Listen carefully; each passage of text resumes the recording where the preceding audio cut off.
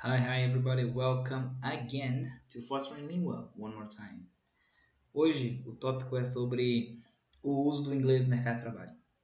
Eu quero falar sobre qual nível de fluência se espera, qual nível de fluência se tem, problemas, não problemas, soluções sobre o inglês no mercado de trabalho. E a primeira dica, a primeira pergunta que sempre vem é o que significa inglês fluente no mercado de trabalho do Brasil? No mercado de trabalho do Brasil, inglês fluente significa B2. O que é B2? Vou colocar no card aqui o que significa essas letras, A1 até C2. E o B2 no Brasil significa fluente. Mesmo não sendo categoricamente a fluência, pode ter certeza absoluta se você tem um B2 no Brasil atual, significa fluente aí dentro do mercado de trabalho brasileiro. O que eu quero dizer com isso é que muitos brasileiros não têm nem B2. Então, fluente, B2 já é muita coisa. A maioria das pessoas que passam no emprego que precisam de inglês tem o inglês B1. O inglês B1 é um inglês suficiente para o mercado de trabalho? De certa forma, sim. Até certo local, sim. Especialmente se o seu trabalho for técnico e o seu trabalho não precisa de ter que interagir com as pessoas, atendimento ao cliente, coisas como esse tipo aí. Se o seu inglês for para falar entre brasileiros, se o seu inglês for para ler documento, apertar botão, ver relatório, reler uma coisa, esse inglês aí vai ser suficiente. B1, para mim, um confortável seria o B2, mas não há muita necessidade de ter um inglês muito maior que esse. B1 pode seria o inglês intermediário, mas pode ter certeza que B1 resolve muito dos problemas e B2, como eu já disse hoje mais cedo, né, no início do vídeo, é o que o Brasil gosta de chamar de fluente. Muitas vezes isso acontece dentro da área de educação mesmo. Professores em si são B2, né? São C, que seria o nível fluência em si. E também no mercado de trabalho, CEOs, gerentes de banco, até pessoas que vão ter que atender o cliente são B2, tá? Por que o Brasil tem esse nível de fluência? Olha só, no mercado de trabalho do Brasil ainda tem pouca expansão. No Brasil, normalmente é as capitais, né? E as capitais, assim, Belo Horizonte, Rio de Janeiro, São Paulo, uma cidade ou outra, e alguma pessoa ou outra lá dentro é aquela que vai usar o inglês, vai precisar comunicar com o inglês.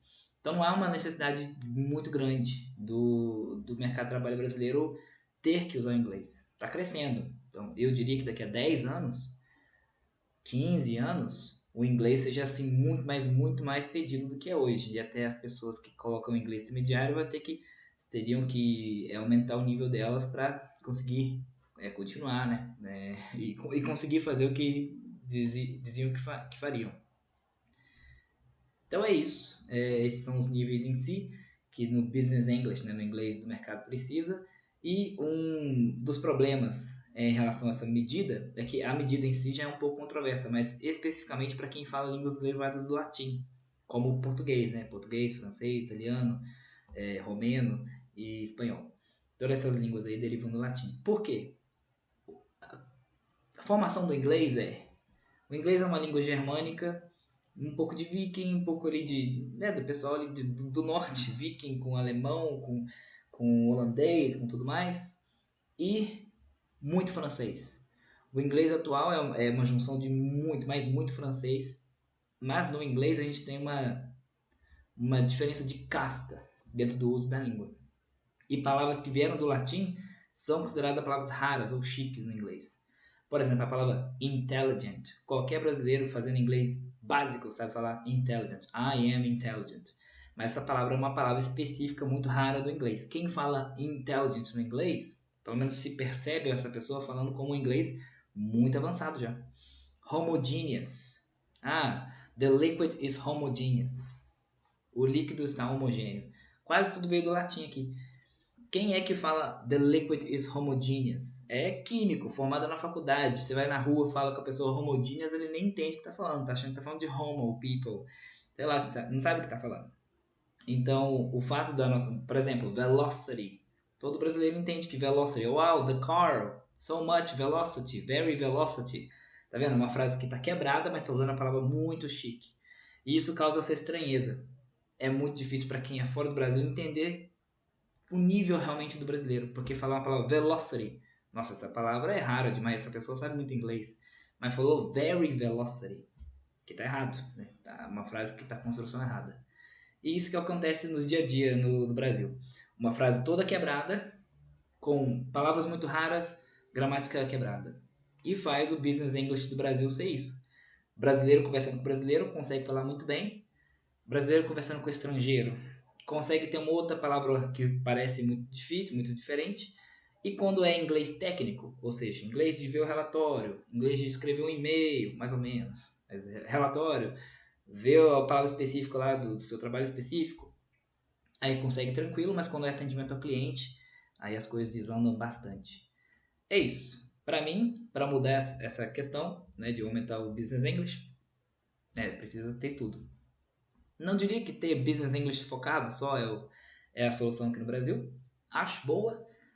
Eu acho que, na verdade, quando no Brasil tem empresas grandes, todas as empresas grandes deviam ter pelo menos um centro de línguas.